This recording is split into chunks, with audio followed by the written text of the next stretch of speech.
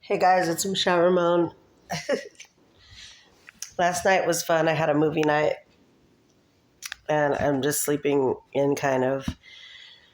But I wore my breathing machine, but my nose was clogged up because I was fighting off a cold because they had these freight doors open at my job and all the cold air was coming in. So I wasn't near the freight doors, but we had this little log cabin that we were hanging out inside.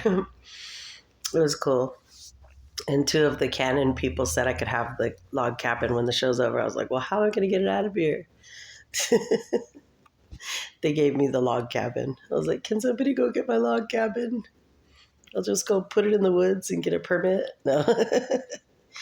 Because they're going to throw most of that wood away anyway, but I don't know if they're going to keep some of the parts because they said that it was a good brass door knob and the windows and stuff. And I was like, I wish I would get a log cabin. That'd be cool. So, we have to do part 2 of the discussion on men treating their women good. Because, the worst case scenario, if a man treats you bad, he's not treating you good, or he's not, wanting to wife you. I could have been married. I don't have a problem getting wifed up. That's not the problem. And I guess some girls do have that problem. I don't know why. But the thing is, you don't want to just marry anybody, too. So you have to pick and choose, because you can marry the wrong person like I married, and you don't want to just marry the wrong people. So you want to be led by the Holy Ghost and find the right person. And sometimes being married to the wrong person prevents you from marrying another wrong person because you're kind of tied into the marriage. It's like, I'm still married, but what can I do? I'm not with him. He's with someone else. Polygamy? No, I'm just kidding.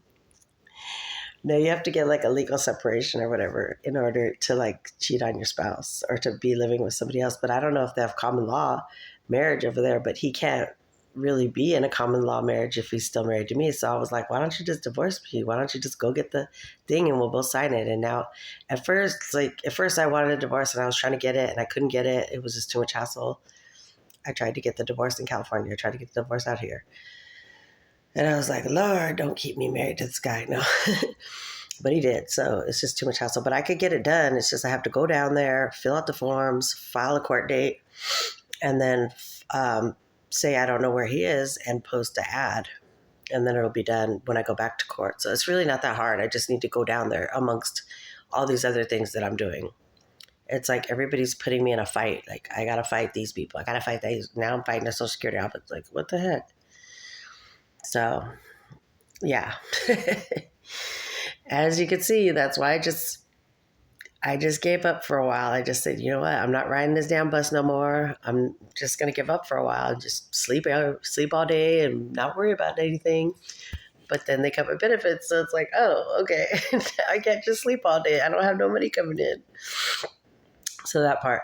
But we're going to do a part 2 discussion on what I'm going to actually give some ideas for you men that would spice up your relationships on a female's perspective of what we females would like to see from our men, and sometimes it's not about spending money. It could be about surprising your spouse or your girlfriend or whatever. I don't believe in boyfriend girlfriends because, like I said, I'm married. I don't know about all that. It's I don't believe in that friends with benefits. It's yeah, it's fun sometimes, but then it's not fun. You're just spinning your wheels. You're off the foundation of Christ, and you're not. And some of these guys are not capable of even taking care of a female relationship or whatever. They're not capable mentally or physically or financially or anything. They're just not. So quit while you're ahead, ladies. Give your life to Jesus because he's a better husband than some of these guys. It says when you don't have a husband, he's your husband. It's I'd rather have Jesus be my husband because he can provide better. There's all kinds of programs and stuff. Like Monday, I'm going to go hit the pavement and I'm supposed to get some help from my school, from the social services. I'm going to go out there and get all the help I can get for my rent. And I won't have to worry about this problem and then fight the disability people if I have to and get another job if I have to or go to another crash course if I have to. They have this crash course for echocardiograph technician monitor or whatever, and it's only like $100 out of pocket. But the Fit Foundation for Independent Tomorrow, if you're in Vegas, they have that and they help you with trainings. Like they might do like they might pay for you to do like a little small crash course. And what's it called? Echocardiograph technician monitor or whatever. It's not that hard of a job, and you're in the hospital, so they could, you could get a hospital job right away. So, but last night I couldn't breathe. Like even with my mask, I couldn't. I was like trying to clear up my nose, and it was all clogged. And sometimes that's the problem: is my nose gets clogged. So you gotta breathe some kind of way. So this morning, I don't even think the mask was helping me. I took it off because I couldn't. My nose was still clogged. You have to like put nasal spray in your nose before you go to bed if you want your air passages, if you're fighting off a cold. And I feel better today because I can fight off a cold, fairly easily because I take care of myself. I eat right. You got to eat like vitamin C rich foods like grapes or whatever. I haven't eaten any grapes, but I'm going to go to the store today.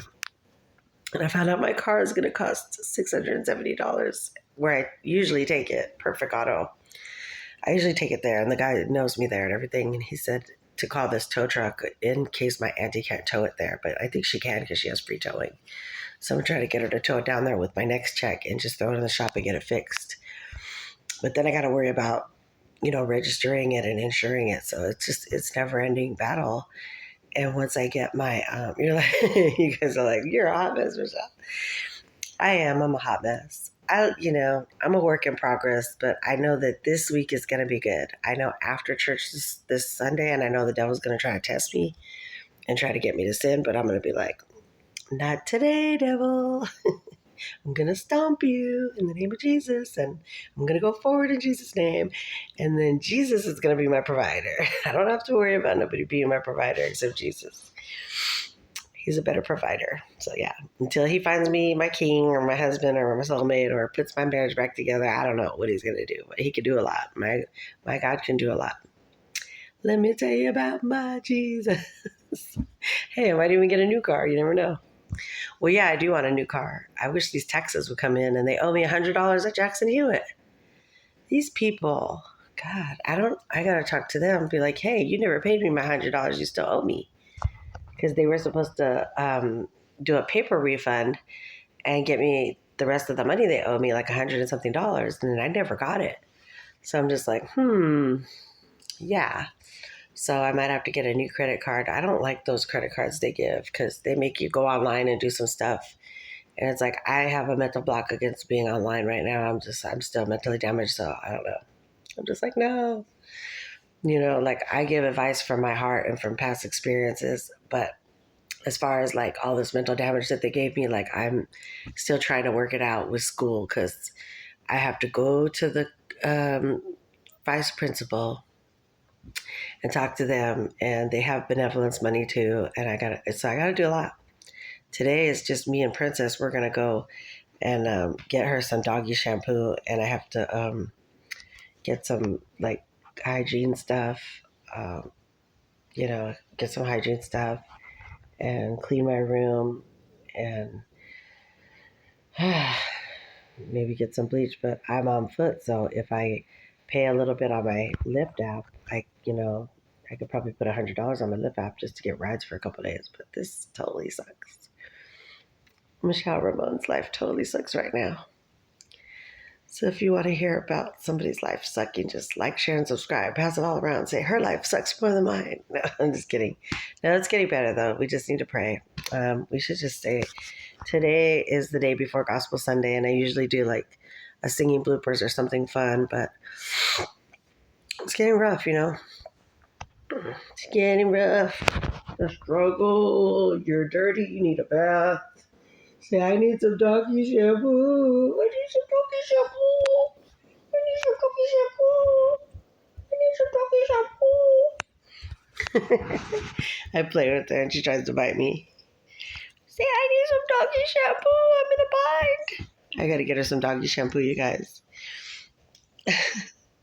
Why is this happening?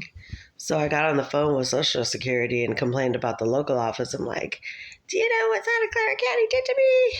Like they did. They really effed me over in Santa Clara County.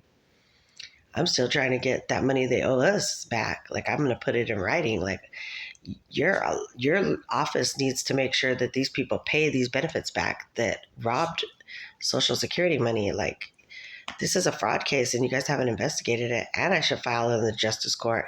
I want to talk to like a Social Security judge and get this thing straight. I might have to do that because they owe like $50,000 to me and my kids right now from stealing our identity in Santa Clara County. It's the most corrupted county in the whole world, according to the internet. So we really need to make awareness about counties like this. Dirty, crooked counties. I'm going to be a hero. I want a press release. I want to talk about how they kidnap people's kids. I want to talk about how the therapy office throws kids to the courts. Because I uncovered all that. I investigated their county. Trust and believe. I was on the computer like and looking up all the stuff and what type of people that CPS targets. They target the poor, the elderly, the disabled, and the uneducated. It's like that's me. Just kidding. I got to give you guys a good laugh. Come on now. I don't even know what to do today. I don't even know what to do. What are we going to do, princess? What are we going to do? What are we going to do? What are we going to do? I bet. I need Jesus. I got to get laundry soap. Like I'm down to like $180, $200. Like my check wasn't that good. It was like $305. And, you know, I have to spend some money on my kids. And I bought a fillet of fish. It's like, I was at Mickey D's. But it was fun. I had a fun day because I got to see my baby girl. I love my baby girls. I want to spend more time with all my kids. You know, I'm just a total good mom. I love my kids. And I think that's important. My background is in childcare. I actually was watching kids since I was 8 years old. I used to babysit my neighbor's baby. So that was my first childcare experience. I babysat my neighbor's baby. I was 8 years old and they wanted a break. So they would go to the movies and stuff. And they're like, Michelle, can you help us out? They were just up the street from me. I was like, okay. I would go over there and I would diaper the baby and everything. I love babies. And then I ended up watching my siblings when they were little. And I saved my brother's life because he had a really bad febrile seizure at Disneyland. And I was screaming. I was like, I didn't know what happened. I was just holding my baby brother. And my mom was in the restroom. We were at Disneyland. So I started screaming. I'm like, ah! I was like, what? Because he went into these convulsions. And I was like, ah, my baby brother. So I started screaming really loud. And somebody in the audience came out. They were a doctor and they ran into the bathroom because I was like, my baby brother. So he went into this big seizure. We were just like all freaked out, you know. So the guy was like, he had to get his temperature down and everything. So it was really scary. He was a doctor. He just came out of the audience and we were just like so scared, you know. We've never seen anything like that. And that happened. The same thing happened to my daughter. We were at SeaWorld, me and my husband and my babies. I think it was just Jessica was born at the time. And I think I was pregnant with my son. So we were walking around SeaWorld and, it was crazy because like she looked like she didn't feel good all day and we were just like, what's wrong with the baby? She just didn't look like her normal self. She wasn't having fun or anything. So I guess she got into this really bad fever and she started convulsing too. And I was like, oh no, I don't know what to do. So I called the 911 and they came. I was like, oh, it was really scary. Like her head was rolling back and I was like, oh my God. That happened to my baby sister. I guess it's just something in the family or if their fever gets too high. So for you mothers, like if you ever experience that, it's called a febrile seizure. And you have to give them like Tylenol or Motrin, baby Motrin right away. And it lowers their fever and it'll go away. But, you know, you should have them looked at or call the paramedics because it could be really dangerous because the fever goes to really high levels and the baby goes into a seizure. So it's really scary. And when you see that, you're just like, oh my God. So that happened to me and my kids. But if that ever happens to you guys, get Tylenol, like the children's Tylenol, and you have to reduce the fever or put like kind of cold compresses, but not too cold, just like lukewarm a little bit. and it'll reduce their fever. You always have to check your baby's fevers. You have to get a baby thermometer, and check their fevers, like through their butt or their mouth, it's just real. It's real. There's a lot of stuff that could happen when you're a mom. You're always in the doctors. They have ear infections.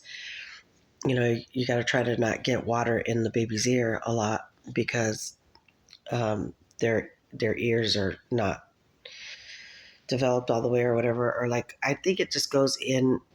I don't know. I read up on that too one time. It's because I don't know something there. I don't know. I read up on it and I can't even remember what I read. It was just that their ears aren't fully grown, and if the water gets in, it could cause an ear infection. So try not to overly bathe your baby's ears when they're. Try not to do that when you have babies, and never give your baby honey. Honey can kill your baby, so don't ever give your baby honey. They have to be grown up, or Vicks Vapor Rub. If you put Vicks Vapor Rub on a baby, the baby could die. Okay, so these are really important tips that I'm giving as a mother. I used to read all those books when I was pregnant. I had this little book with a lady in a rocking chair. It was what to expect when you're expecting. It was I read the whole book. I was there's a lot of stuff. You got to read a lot of stuff when you're a mom. But yeah, don't ever give your baby honey. Don't ever put Vicks Vapor Rub on a baby. It's totally toxic. It'll kill your baby. There's things that'll kill your baby. Honey will kill your baby. I don't know why, but you got to read up on these things. It's really scary. And I hope that if you do know expecting mothers, that you tell them that, don't ever give your baby honey. So it could kill your baby. It's really scary. So I had to tell my little baby sister, because she doesn't know that was her first baby. When she got pregnant, she didn't know nothing about birth or anything. So, a lot of us are educated, but we don't know, the first thing about a baby. We don't know nothing. We're we just throw it out there and have a baby. We're just oh my God, what do we do? You don't know what to do. It's kind of crazy. So, yeah. And then I got into childcare work when I was here in Vegas. I was a childcare worker for a lot of different companies. I worked for Creative Kids, then I worked for Trinity United Methodist, and I was a childcare worker for this little hole in the wall by the Meadows Mall. It was just some little childcare job I got at the Meadows Mall. And I also worked for Gold's Gym and Athletic Club, and I was at Q, the sports club, for a year doing childcare, and then I got pregnant with my twins. And I did 24-hour fitness childcare too. I went back to work it became a different company, and I was with 24-hour fitness. And when I was at Athletic Club, I did front desk, graveyard, and childcare. So I had 2 jobs at the Athletic Club where I would hardly get any sleep. Then I would have to go to another job to watch people's kids. So one day my son didn't want to get up in the morning, and I just was really tired. It was just so I was going to work, and the lady said something to me about, you're late. I was yeah, I know I'm late. Fuck you, bitch. It's just I think I did say that. Yeah, so I cussed this lady out because I was just having a bad day because my son didn't want to get up and go to school. And they will get you, the parent, if your kids don't go to school. It's called truancy. The truancy officers will be sending notices and stuff if your kids are late a lot or they don't go to school.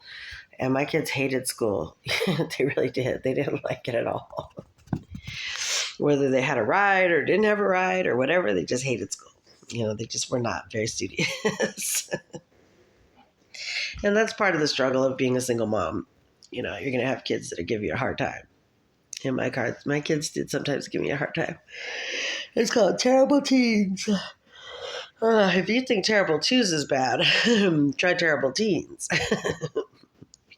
They say 2-year-olds and teenagers. Oh, it says invest in yourself before the stock market. Oh yeah, Tony Gaskin. That's one of my YouTubers that I follow. Shout out to everybody on my YouTubers. Some of my favorites are Shira Seven. You got to watch her. She cracks me up. When I first saw her, I was dying laughing. I was just like, oh my god, like she just totally cracks me up. She tries to teach people. She tries to teach women how to level up, basically. Level up. Like fix yourself up before you go out. Like even if you have to flat iron your hair, like you don't want to go out looking like you might meet somebody rich or something. Like she's always saying, go hang out at rich places, like where rich people are. She's like, she teaches you how to be like a gold digger. I just cracked up when I first saw that. I was like, oh my God. I even shared it with one of my friends. I was, look at this lady. She cracks me up. And it's just funny, and Tony Gaskin is good. He's a Christian motivational speaker for like relationships. That's how I know a lot about relationships because I watch this stuff. I'm like, yeah, you're right. A guy should do this for you, and a guy should put a ring on it, if he's dating you and it's gone past like the year or whatever. Like you should have a ring on your finger. If you don't, then you're doing something wrong, or they're doing something wrong, or they're young, or they're dumb and full of what, and you need to hit the road. It's like, don't base a relationship on sex because there's a lot of good sex out there. Anybody can open their legs, but don't base a relationship on that. I never do. I don't care if they're good or not. Are you a good provider? Are you a good man? Are you good with children? Are you good with animals? Can you show me a good time? Like, can we go bowling? Can we go roller skating? Can we, have a good time and be mature adults? It's like at the end of the day, you want someone to, lift you up. Like when you date, that's what dating's about. It's not, it's about like, hey, getting out there and having a good time. It's not about like taking all your problems to the date. It's like, no, you don't want to take your problems. You want to get away from your problems. You want to go to a nice restaurant on New Year's Eve. You want to go see some fireworks, or you want to go to San Francisco or whatever. You want to do some fun stuff, to get away from your life, your normal everyday life. Because everybody has all these different things going on, like cars or jobs or not enough money here, or a lot of stuff we're dealing with on a daily basis. So we do need a date that's going to kind of cheer us up, not bring us back to reality or not tell us what to do. Because I had one recently try to tell me what to do. It's like, no, you're not going to come in here and tell me what to do because that's not going to work. That's not going to work. That's out. I can tell myself what to do. I know what my problems are. I don't need nobody telling me what to do, control freaking my dog or control freaking me. That's out. That's definitely out because, that's not being a solution. That's not being a solution to the problem. That's just like telling you, pushing you around, like bullying you, like, oh, well, you need to do this with your money, or no, I don't need to do anything. I can go blow my money right now. It's my money. I could do what I want with it. I can go blow it. I can go buy a wig. I can go freaking whatever. Whatever I choose to do with it, that's what I'm going to do with it. It might not be responsible, but hey, if that makes me happy for the day, I'm cool, Might even get a good date that has money. I mean, there's dates out there that have money. I met one at the freaking show. These people have money. These people are cool. They're set. They're making like $40 an hour. Tractor trailer. They drive those little things. It's not that hard to get out there and get another date. But it's like, I'm not really dateable right now because I need to fix myself. And then these guys are going to want sex, and I don't want to give sex. I'm not in the mood. I'm not like the BP. What is it? Me and Robbie, my godson, we made up this thing like what is it? The BP. What was it? The BOP. The BOP. The Bank of Pussy. Okay. The BOP is closed. Okay. When you go to the bank and you don't get there in time, they close down. So the BOP is closed. The Bank of Pussy is closed. I'm sorry. It's like it's going to be closed for a while. Closing down shop. It's just like that movie, one of my favorite movies, with Melanie Griffith, Working Girl. She goes, because he proposed to her after he cheated on her with her friend, and she caught him in bed with her friend. And it's just like, are you serious? Now you want to get down on your hands and knees and want to marry me? Why would I want to marry you when you're a cheater? It's like, once a cheater, always a cheater. That's what I say. But so she's like, he gets down. You got to watch that movie called Working Girl with Melanie Griffith. He gets down on his knees and he says, oh God. he asked her to marry him, and she goes, "You wanted her?" She goes, "I'll think about it," or something. And he's like, "What? You'll think about it?" And so she's just like, "Yeah, I'll think about it." And she met some other guy that was like really cool, and they got along better because this guy was he was going to be successful and everything, but he's just like really macho, and she's just like, or like whatever, because he said, because she goes, I'm not just steak. You can't just order me. Like people think they could just order you like your steak. I'm not just steak. You can't just order me. Like she's an independent queen. She's just like, she knows what she wants in life. She wants to be successful, and she ended up climbing up the ladder with her ideas, her business ideas. And I like females like that. That just you challenge the boards. If you go to college and you want to get a certain career, you might have to challenge the boards. You might have to take the test to challenge the boards. So that's what you're supposed to do in life. You're supposed to not just be a yes man or whatever and just be like, okay, I'll do this. Okay, I'll just lay down. Yeah, you could be laying down for years. You're opening up your legs for years for what? You could do you could do battle by yourself. But I mean, there's good men too, but that you could open up legs for, but that don't mean nothing. It's just like you're a prostitute because you're selling yourself out there for money or for these, whatever it is that you're selling yourself out there for, you know, the dollar bill. But, where's your soul going to be? I'd rather just have my soul in good standing with the Lord and know that he's taking care of me. Because there was times in California where I would argue with my boyfriend and we would separate. And I had to like call my Christian female friends and say, hey, can you pray for me? Because, I'm out here stranded in California and me and my boyfriend are having problems right now and I just need prayer. And then, for some reason a door opened, like I asked my Christian friends to pray for me and they did. And a door opened and it was like on my birthday, I had an argument with Joey or whatever. I don't know what happened. And then I ended up at the California motel, and then I even got propositioned there and it was scary because I was like, who are these people? Like these people were from like Romania or some other country. They didn't barely speak English and they pulled out a big wad of cash on me and they like, they wanted me to like have sex with them for this money. And he pulls out a big wad of cash and the guy goes, show her your money. And it was two of them. And the other guy pulls out a big wad of cash like that. And I was like, okay. I said, well, I'm not in that business. I said, but thank you. And then I walked away. And how many girls would walk away from that? It's like, I mean, I don't know who these people are. They could have been some undercover cops or something that busted me. I don't know what the fuck. I go, no, thank you. I was like, it looks good and all that, but I'm good. God takes care of me. I was in there for free for the night for my birthday. And I was just hanging out with like random people. This one guy I was hanging out with and we took pictures. I was like, I'm having a good birthday. I'm at the California hotel or whatever. Welcome to the Hotel California. And then I had there was a pool and my friend that put me up for the night because he had a deal with the guy. He was doing security with the guy he was doing security for rooms, like to stay there. And he got me a room for the night for my birthday. He goes, hey, get my friend. But then that guy that owned, or he was like one of the managers of the motel, he was trying to hit on me all night. And he was like, well, that's my room I gave you. And I was like, I don't care.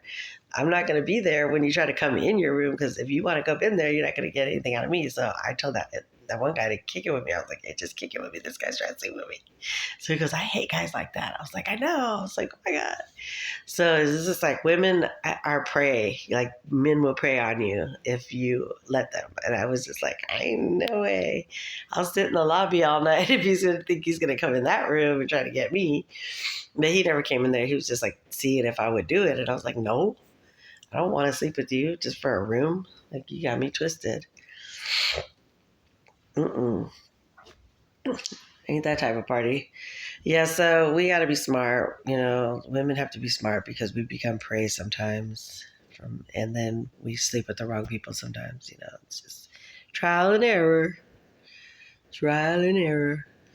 So I hope I've given you guys some little bit of informative tips about babies and about a little bit about my background. I also I also went to school to work for the airlines, and I could get a job with the airlines for either baggage claim or customer service because I went to TAP. It's an airline training school, and I was supposed to work for customer service for the airlines. And I learned all the little codes and stuff like LAG is LaGuardia, ORD is Florida, um, LAX is LAX. They have like little codes, airport codes. And you have to know the different time zones too. But it's easy because it's all on the computer. Like they train you anyway. But the training for airline customer service and stewardesses, it's intense. Like it's hard. Like they give you like a lot of testing. I'd rather just do baggage claim and then just be like, I'm gonna book a ticket to Hawaii. Yeah, and then my other skills I have in the childcare. Well, I was a childcare worker, and then I was also a call center worker. I got an outstanding customer service award when I worked for Amp Mobile. Amp Mobile is this company where they made the first TV cell phones. It was before we had all this technology on our phones where we could watch movies and stuff. And it was called Amp Mobile, and they gave me like a free phone for a year. And I was in the campaign, and then they changed my campaign to the Sony campaign where I was going to have to troubleshoot. I think my video closed. I think it stopped.